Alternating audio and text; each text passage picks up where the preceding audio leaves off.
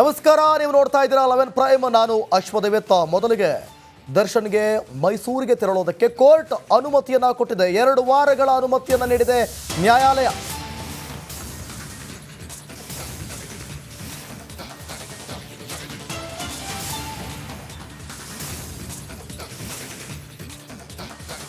ಐವತ್ತೇಳನೇ CCH ಕೋರ್ಟ್ನಿಂದ ಅನುಮತಿ. ಜನವರಿ 5ರವರೆಗೂ ಮೈಸೂರಿಗೆ ತೆರಳಲು ಅನುಮತಿ ಕೊಡಲಾಗಿದೆ. ನೋಡಿ, ಯಾವುದೇ ಕಾರಣಕ್ಕೂ ದರ್ಶನ್ ತನ್ನ ವ್ಯಾಪ್ತಿಯನ್ನು ಬಿಟ್ಟು ಬೇರೆ ಕಡೆ ಹೋಗಬೇಕಂದ್ರೆ ಕೋರ್ಟ್ ಪರ್ಮಿಷನ್ ಬೇಕು. ಅದರ ಬಗ್ಗೆ ಇವತ್ತು ಸಂಬಂಧಪಟ್ಟಂಥ ಲಾಯರ್ ವಾದವನ್ನು ಮಂಡಿಸ್ತಾ ಇದ್ರು. ಸಿಗುತ್ತಾ ಸಿಗೋದಿಲ್ವಾ ಅನುಮತಿ ಅನ್ನುವಂಥ ಪ್ರಶ್ನೆ ಇತ್ತು. ತನಿಖೆ ವೇಳೆ ಸ್ಕಾರ್ಪಿಯೋ ವಶಪಡಿಸಿಕೊಂಡಿದ್ದ ಪೊಲೀಸರು ಸ್ಕಾರ್ಪಿಯೋ ಬಿಡುಗಡೆಗೂ ಕೂಡ ಅನುಮತಿ. ಕಾರಿನ ಬಣ್ಣ ಬದಲಾಯಿಸದೆ ಬಿಡುಗಡೆಗೆ ಸೂಚನೆ ಕೊಟ್ಟಿದ್ದಾರೆ. ಸ್ಕಾರ್ಪಿಯೋದಲ್ಲಿ ರೇಣುಕಾಸ್ವಾಮಿ ಶವ ಸಾಗಾಟ ಮಾಡಲಾಗಿತ್ತು. ಸೊ ಆ ಸ್ಕಾರ್ಪಿಯೋ ಅದನ್ನು ಕೂಡ ಬಿಡುಗಡೆ ಮಾಡಬೇಕು ಅಂಥೇಳಿ ಬಿಡಿ ತನಿಖೆ ಮಾಡುವಂಥ ಸಂದರ್ಭದಲ್ಲಿ ಸ್ಕಾರ್ಪಿಯೋನ ಪೊಲೀಸರು ವಶಪಡಿಸ್ಕೊಂಡಿದ್ರು. ಯಾವ ಸ್ಕಾರ್ಪಿಯೋ ಇದು? ರೇಣುಕಾಸ್ವಾಮಿಯನ್ನ ಶವವನ್ನು ಸಾಗಾಟ ಮಾಡಿದಂಥ ಸ್ಕಾರ್ಪಿಯೋ. ಅನುಕುಮಾರ್ ಜಗದೀಶ್ಗೆ ಚಿತ್ರದುರ್ಗಕ್ಕೆ ಹೋಗಲು ಅನುಮತಿ. ಇಬ್ಬರು ಆರೋಪಿಗಳ ಹುಟ್ಟೂರು ಚಿತ್ರದುರ್ಗ. ಹೀಗಾಗಿ ಅಲ್ಲಿಗೆ ತೆರಳಲು ಅನುಮತಿಯನ್ನು ನೀಡಿದೆ ನ್ಯಾಯಾಲಯ. ಜನವರಿ 10ರವರೆಗೆ ಹೋಗಿ ಅಲ್ಲೇ ಇರಬಹುದು. ಜನವರಿ 10ರಂದು ಕೋರ್ಟ್ಗೆ ಹಾಜರಾಗಲು ಸೂಚನೆಯನ್ನು ಕೊಟ್ಟಿದ್ದಾರೆ. ಕೋರ್ಟ್ ಅನುಮತಿ ಇದು. ಆದೇಶವನ್ನು ಹೊರಡಿಸಿರೋದು. ಅನುಕುಮಾರ್ ಮತ್ತು ಜಗದೀಶ್ ಇಬ್ಬರೂ ಕೂಡ ಚಿತ್ರದುರ್ಗಕ್ಕೆ ಹೋಗ್ಬೋದು. ನಂಬರ್ 1, ಮೈಸೂರಿಗೆ ಹೋಗೋದಕ್ಕೆ ಅನುಮತಿ ಕೊಟ್ಟಿರೋದು ನ್ಯಾಯಾಲಯ. 57ನೇ CCH ಕೋರ್ಟ್ ಜನವರಿ 5ರವರೆಗೂ ದರ್ಶನ್ ಮೈಸೂರಿಗೆ ಹೋಗಬಹುದು, 6 ದಿನಗಳ ಕಾಲ. ಮತ್ತೊಂದು ಕಡೆ ನಂಬರ್ 2, ರೇಣುಕಾಸ್ವಾಮಿ ಶವವನ್ನು ಸಾಗಿಸಿದಂಥ ಸ್ಕಾರ್ಪಿಯೋ ಅದರ ಬಿಡುಗಡೆಗೂ ಕೂಡ ಅನುಮತಿಯಾಗಿದೆ, ಯಾವುದೇ ರೀತಿ ಬಣ್ಣವನ್ನು ಬದಲಾಯಿಸದಂತೆ. ನಂಬರ್ 3, ಜಗದೀಶ್ ಮತ್ತು ಅನುಕುಮಾರ್ ಇವರಿಬ್ಬರು ಕೂಡ ಚಿತ್ರದುರ್ಗದವರು. ನೀವು ಕೂಡ ಚಿತ್ರದುರ್ಗದವರಿಗೆ ಅಲ್ಲಿ ಹೋಗಿರ್ಬೋದು. ಆದರೆ ಜನವರಿ 10ಕ್ಕೆ ಕೋರ್ಟ್ನ ಮರೆಯಂಗಿಲ್ಲ. ಜನವರಿ 10ರಂದು ಕೋರ್ಟ್ಗೆ ಹಾಜರಾಗಬೇಕು ಕಡ್ಡಾಯವಾಗಿ. ಸೊ ಇವಿಷ್ಟು ದರ್ಶನ್ಗೆ ಸಂಬಂಧಪಟ್ಟ ರೇಣುಕಾಸ್ವಾಮಿ ಕೊಲೆ ಪ್ರಕರಣಕ್ಕೆ ಸಂಬಂಧಪಟ್ಟಂಥ ಅಪ್ಡೇಟ್ಸ್. ಇವತ್ತು ಕೋರ್ಟ್ನಲ್ಲಿ ಅನುಮತಿಯನ್ನು ಕೋರಿ ಅರ್ಜಿಯನ್ನು ಸಲ್ಲಿಸಿದರು. ಮತ್ತೊಂದು ಕಡೆ ಆ ಕಡೆ ಅನುಮತಿಯನ್ನು ಕೊಡಬಾರ್ದು ಅಂತೇಳಿ ಆಕ್ಷೇಪಣೆಯನ್ನು ಕೂಡ ಸಲ್ಲಿಸಲಾಗಿತ್ತು. ಇವೆರಡರ ನಡುವೆ ಕೊನೆಗೂ ಕೂಡ ನಟ ದರ್ಶನ್ಗೆ ಬೆಂಗಳೂರಿನಿಂದ ಮೈಸೂರಿಗೆ ಹೋಗೋದಕ್ಕೆ ಅವಕಾಶ ಸಿಕ್ಕಿದೆ. ಅದು 6 ದಿನಗಳು ಮಾತ್ರ. 6 ದಿನ ಆದಮೇಲೆ ಸೀದಾ ಬರಬೇಕು ವಾಪಸ್ ಬೆಂಗಳೂರಿಗೆ. ಅಂದರೆ ಕೋರ್ಟ್ ವ್ಯಾಪ್ತಿಯಲ್ಲಿ ಇರಬೇಕು. ಬೇರೆ ಎಲ್ಲೇ ಹೋಗೋದಾದರೂ ಕೂಡ ಪರ್ಮಿಷನ್ ತೊಗೊಳ್ಬೇಕು. ಅದಕ್ಕೆ ಕೋರ್ಟ್ ಅನುಮತಿ ಯಾವಾಗ ತಕ್ಷಣಕ್ಕೆ ಕೊಡುತ್ತೆ ಅಂತ ಹೇಳೋಕ್ಕಾಗಲ್ಲ. ಮುಂದೂಡಿ ಕೂಡ ಕೊಡಬಹುದು. ಸೊ ಮುಂದಿನ ಡೆವಿಲ್ ಶೂಟಿಂಗು ಕೂಡ ಇದನ್ನು ಬಳಸಿಕೊಳ್ಳಬಹುದು.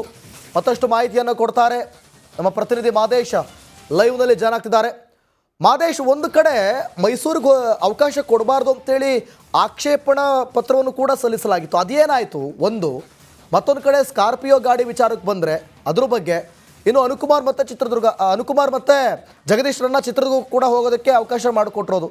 ಈ 3 ಅಪ್ಡೇಟ್ಸ್ ಕುರಿತಾಗಿ ಮತ್ತಷ್ಟು ಮಾಹಿತಿ ಕೊಡೋದಾದರೆ ದಿವಿತ್, ಈಗಾಗಲೇ ದರ್ಶನ್ ವಿಚಾರಕ್ಕೆ ಬಂದರೆ ಅಂದರೆ ದರ್ಶನ್ ಈಗಾಗಲೇ ಜಾಮೀನು ಪಡೆದು ಹೊರಗಡೆ ಇದ್ದರು. ಆದರೆ 12 ಜನಕ್ಕೂ ಕೂಡ ಆರೋಪಿಗಳಿಗೆ ಜಾಮೀನು ನೀಡಿದಂಥ ಹೈಕೋರ್ಟ್ ಒಂದಷ್ಟು ಸಲಹೆ ಮತ್ತು ಸೂಚನೆಗಳನ್ನು ನೀಡಿತ್ತು. ಅಂದರೆ ಬೆಂಗಳೂರಿನಿಂದ ಬೇರೆ ಜಿಲ್ಲೆಯಲ್ಲಿ ಯಾರೆಲ್ಲ ಆರೋಪಿಗಳಿದ್ದಾರೆ ಅವರಿಗೆ ಈ ಒಂದು ಜ್ಯೂರಿಸೆಕ್ಷನ್ ಏನಿದೆ ಅಂದರೆ CCH 57 ಜ್ಯೂರಿಸೆಕ್ಷನ್ ಏನಿದೆ ಅದರ ಹೊರಗಡೆ ಹೋಗೋದಕ್ಕೆ ನ್ಯಾಯಾಲಯದ ಅನುಮತಿ ತೆಗೆದುಕೊಂಡು ಹೋಗಬೇಕು ಅನ್ನೋಂಥ ಒಂದು ಕಂಡೀಷನನ್ನು ಹಾಕುವಂಥ ಕೆಲಸವನ್ನು ಮಾಡಲಾಗಿತ್ತು. ಇದೊಂದು ಕಾರಣದಿಂದಾಗಿ ದರ್ಶನ್ ತಮ್ಮ ಊರಿಗೆ ಹೋಗ್ಬೇಕಂತೇಳಿ, ಅಂದರೆ ದರ್ಶನ್ ಮೂಲ ಊರು ಮೈಸೂರಿದೆ, ಹೀಗಾಗಿ ಮೈಸೂರಿಗೆ ಹೋಗ್ಬೇಕಂತೇಳಿ ಕೋರ್ಟ್ಗೆ ಅನುಮತಿಯನ್ನು ಕೇಳುವಂಥ ಕೆಲಸವನ್ನು ಮಾಡಿದ್ರು, ಅರ್ಜಿಯನ್ನು ಸಲ್ಲಿಸುವಂಥ ಕೆಲಸವನ್ನು ಮಾಡಿದ್ರು.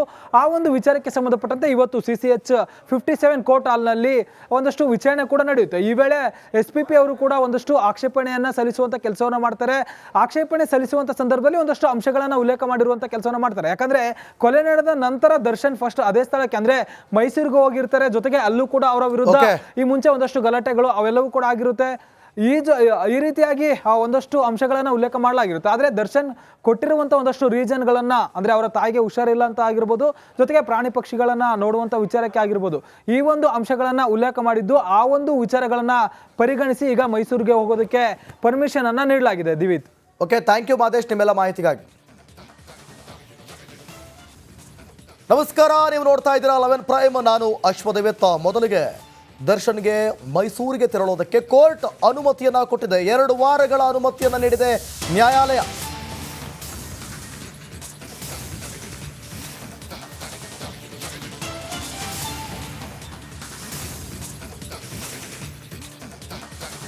ಐವತ್ತೇಳನೇ CCH ಕೋರ್ಟ್ನಿಂದ ಅನುಮತಿ. ಜನವರಿ 5ರವರೆಗೂ ಮೈಸೂರಿಗೆ ತೆರಳಲು ಅನುಮತಿ ಕೊಡಲಾಗಿದೆ. ನೋಡಿ, ಯಾವುದೇ ಕಾರಣಕ್ಕೂ ದರ್ಶನ್ ತನ್ನ ವ್ಯಾಪ್ತಿಯನ್ನು ಬಿಟ್ಟು ಬೇರೆ ಕಡೆ ಹೋಗಬೇಕಂದ್ರೆ ಕೋರ್ಟ್ ಪರ್ಮಿಷನ್ ಬೇಕು.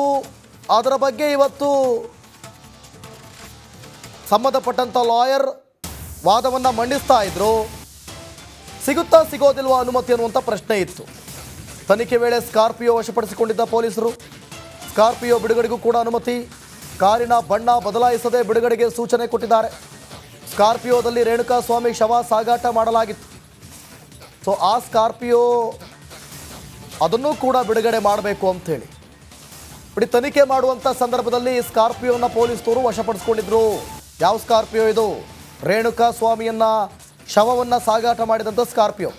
ಅನುಕುಮಾರ್ ಜಗದೀಶ್ಗೆ ಚಿತ್ರದುರ್ಗಕ್ಕೆ ಹೋಗಲು ಅನುಮತಿ. ಇಬ್ಬರು ಆರೋಪಿಗಳ ಹುಟ್ಟೂರು ಚಿತ್ರದುರ್ಗ. ಹೀಗಾಗಿ ಅಲ್ಲಿಗೆ ತೆರಳಲು ಅನುಮತಿಯನ್ನು ನೀಡಿದೆ ನ್ಯಾಯಾಲಯ. ಜನವರಿ 10ರವರೆಗೆ ಹೋಗಿ ಅಲ್ಲೇ ಇರಬಹುದು. ಜನವರಿ 10ರಂದು ಕೋರ್ಟ್ಗೆ ಹಾಜರಾಗಲು ಸೂಚನೆಯನ್ನು ಕೊಟ್ಟಿದ್ದಾರೆ. ಕೋರ್ಟ್ ಅನುಮತಿ ಇದು. ಆದೇಶವನ್ನು ಹೊರಡಿಸಿರೋದು. ಅನುಕುಮಾರ್ ಮತ್ತು ಜಗದೀಶ್ ಇಬ್ಬರೂ ಕೂಡ ಚಿತ್ರದುರ್ಗಕ್ಕೆ ಹೋಗ್ಬೋದು. ನಂಬರ್ 1, ಮೈಸೂರಿಗೆ ಹೋಗೋದಕ್ಕೆ ಅನುಮತಿ ಕೊಟ್ಟಿರೋದು ನ್ಯಾಯಾಲಯ. 57ನೇ CCH ಕೋರ್ಟ್ ಜನವರಿ 5ರವರೆಗೂ ದರ್ಶನ್ ಮೈಸೂರಿಗೆ ಹೋಗಬಹುದು 6 ದಿನಗಳ ಕಾಲ. ಮತ್ತೊಂದು ಕಡೆ ನಂಬರ್ 2, ರೇಣುಕಾಸ್ವಾಮಿ ಶವವನ್ನು ಸಾಗಿಸಿದಂಥ ಸ್ಕಾರ್ಪಿಯೋ ಅದರ ಬಿಡುಗಡೆಗೂ ಕೂಡ ಅನುಮತಿಯಾಗಿದೆ. ಯಾವುದೇ ರೀತಿ ಬಣ್ಣವನ್ನು ಬದಲಾಯಿಸದಂತೆ. ನಂಬರ್ 3, ಜಗದೀಶ್ ಮತ್ತು ಅನುಕುಮಾರ್ ಇವರಿಬ್ಬರು ಕೂಡ ಚಿತ್ರದುರ್ಗದವರು. ನೀವು ಕೂಡ ಚಿತ್ರದುರ್ಗದವರಿಗೆ ಅಲ್ಲಿ ಹೋಗಿರ್ಬೋದು. ಆದರೆ ಜನವರಿ 10ಕ್ಕೆ ಕೋರ್ಟ್ನ ಮರೆಯಂಗಿಲ್ಲ. ಜನವರಿ 10ರಂದು ಕೋರ್ಟ್ಗೆ ಹಾಜರಾಗಬೇಕು ಕಡ್ಡಾಯವಾಗಿ. ಸೊ ಇವಿಷ್ಟು ದರ್ಶನ್ಗೆ ಸಂಬಂಧಪಟ್ಟ ರೇಣುಕಾಸ್ವಾಮಿ ಕೊಲೆ ಪ್ರಕರಣಕ್ಕೆ ಸಂಬಂಧಪಟ್ಟಂಥ ಅಪ್ಡೇಟ್ಸ್. ಇವತ್ತು ಕೋರ್ಟ್ನಲ್ಲಿ ಅನುಮತಿಯನ್ನು ಕೋರಿ ಅರ್ಜಿಯನ್ನು ಸಲ್ಲಿಸಿದರು. ಮತ್ತೊಂದು ಕಡೆ ಆ ಕಡೆ ಅನುಮತಿಯನ್ನು ಕೊಡಬಾರ್ದು ಅಂತೇಳಿ ಆಕ್ಷೇಪಣೆಯನ್ನು ಕೂಡ ಸಲ್ಲಿಸಲಾಗಿತ್ತು. ಇವೆರಡರ ನಡುವೆ ಕೊನೆಗೂ ಕೂಡ ನಟ ದರ್ಶನ್ಗೆ ಬೆಂಗಳೂರಿನಿಂದ ಮೈಸೂರಿಗೆ ಹೋಗೋದಕ್ಕೆ ಅವಕಾಶ ಸಿಕ್ಕಿದೆ. ಅದು 6 ದಿನಗಳು ಮಾತ್ರ. 6 ದಿನ ಆದಮೇಲೆ ಸೀದಾ ಬರಬೇಕು ವಾಪಸ್ ಬೆಂಗಳೂರಿಗೆ. ಅಂದರೆ ಕೋರ್ಟ್ ವ್ಯಾಪ್ತಿಯಲ್ಲಿ ಇರಬೇಕು. ಬೇರೆ ಎಲ್ಲೇ ಹೋಗೋದಾದರೂ ಕೂಡ ಪರ್ಮಿಷನ್ ತೊಗೊಳ್ಬೇಕು. ಅದಕ್ಕೆ ಕೋರ್ಟ್ ಅನುಮತಿ ಯಾವಾಗ ತಕ್ಷಣಕ್ಕೆ ಕೊಡುತ್ತೆ ಅಂತ ಹೇಳೋಕ್ಕಾಗಲ್ಲ. ಮುಂದೂಡಿ ಕೂಡ ಕೊಡಬಹುದು. ಸೊ ಮುಂದಿನ ಡೆವಿಲ್ ಶೂಟಿಂಗು ಕೂಡ ಇದನ್ನು ಬಳಸಿಕೊಳ್ಳಬಹುದು. ಮತ್ತಷ್ಟು ಮಾಹಿತಿಯನ್ನು ಕೊಡ್ತಾರೆ ನಮ್ಮ ಪ್ರತಿನಿಧಿ ಮಾದೇಶ್. ಲೈವ್ನಲ್ಲಿ ಜಾಯ್ನ್ ಆಗ್ತಿದ್ದಾರೆ. ಮಾದೇಶ್, ಒಂದು ಕಡೆ ಮೈಸೂರಿಗೆ ಅವಕಾಶ ಕೊಡಬಾರ್ದು ಅಂತೇಳಿ ಆಕ್ಷೇಪಣಾ ಪತ್ರವನ್ನು ಕೂಡ ಸಲ್ಲಿಸಲಾಗಿತ್ತು. ಅದೇನಾಯಿತು ಒಂದು. ಮತ್ತೊಂದು ಕಡೆ ಸ್ಕಾರ್ಪಿಯೋ ಗಾಡಿ ವಿಚಾರಕ್ಕೆ ಬಂದರೆ ಅದ್ರ ಬಗ್ಗೆ. ಇನ್ನು ಅನುಕುಮಾರ್ ಮತ್ತು ಜಗದೀಶ್ರನ್ನ ಚಿತ್ರದುರ್ಗ ಕೂಡ ಹೋಗೋದಕ್ಕೆ ಅವಕಾಶ ಮಾಡಿಕೊಟ್ಟಿರೋದು.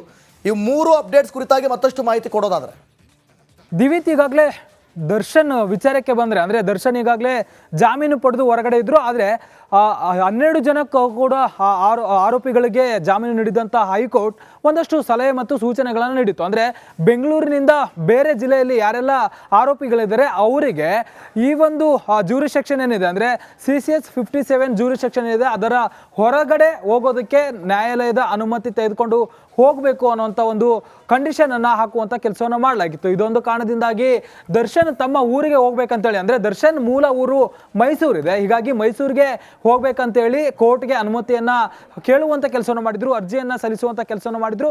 ಆ ಒಂದು ವಿಚಾರಕ್ಕೆ ಸಂಬಂಧಪಟ್ಟಂತೆ ಇವತ್ತು CCH 57 ಕೋರ್ಟ್ ಹಾಲ್ನಲ್ಲಿ ಒಂದಷ್ಟು ವಿಚಾರಣೆ ಕೂಡ ನಡೆಯುತ್ತೆ. ಈ ವೇಳೆ SPP ಅವರು ಕೂಡ ಒಂದಷ್ಟು ಆಕ್ಷೇಪಣೆಯನ್ನು ಸಲ್ಲಿಸುವಂಥ ಕೆಲಸವನ್ನು ಮಾಡ್ತಾರೆ. ಆಕ್ಷೇಪಣೆ ಸಲ್ಲಿಸುವಂಥ ಸಂದರ್ಭದಲ್ಲಿ ಒಂದಷ್ಟು ಅಂಶಗಳನ್ನು ಉಲ್ಲೇಖ ಮಾಡಿರುವಂಥ ಕೆಲಸವನ್ನು ಮಾಡ್ತಾರೆ. ಯಾಕಂದರೆ ಕೊಲೆ ನಡೆದ ನಂತರ ದರ್ಶನ್ ಫಸ್ಟ್ ಅದೇ ಸ್ಥಳಕ್ಕೆ ಅಂದರೆ ಮೈಸೂರಿಗೆ ಹೋಗಿರ್ತಾರೆ. ಜೊತೆಗೆ ಅಲ್ಲೂ ಕೂಡ ಅವರ ವಿರುದ್ಧ ಈ ಮುಂಚೆ ಒಂದಷ್ಟು ಗಲಾಟೆಗಳು ಅವೆಲ್ಲವೂ ಕೂಡ ಆಗಿರುತ್ತೆ. ಈ ರೀತಿಯಾಗಿ ಒಂದಷ್ಟು ಅಂಶಗಳನ್ನು ಉಲ್ಲೇಖ ಮಾಡಲಾಗಿರುತ್ತೆ. ಆದರೆ ದರ್ಶನ್ ಕೊಟ್ಟಿರುವಂಥ ಒಂದಷ್ಟು ರೀಸನ್ಗಳನ್ನು, ಅಂದರೆ ಅವರ ತಾಯಿಗೆ ಹುಷಾರಿಲ್ಲ ಅಂತ ಆಗಿರ್ಬೋದು, ಜೊತೆಗೆ ಪ್ರಾಣಿ ಪಕ್ಷಿಗಳನ್ನು ನೋಡುವಂಥ ವಿಚಾರಕ್ಕೆ ಆಗಿರ್ಬೋದು, ಈ ಒಂದು ಅಂಶಗಳನ್ನು ಉಲ್ಲೇಖ ಮಾಡಿದ್ದು ಆ ಒಂದು ವಿಚಾರಗಳನ್ನು ಪರಿಗಣಿಸಿ ಈಗ ಮೈಸೂರಿಗೆ ಹೋಗೋದಕ್ಕೆ ಪರ್ಮಿಷನ್ ಅನ್ನು ನೀಡಲಾಗಿದೆ. ದಿವಿತ್, ಓಕೆ, ಥ್ಯಾಂಕ್ ಯು ಮಾದೇಶ್ ನಿಮ್ಮೆಲ್ಲ ಮಾಹಿತಿಗಾಗಿ.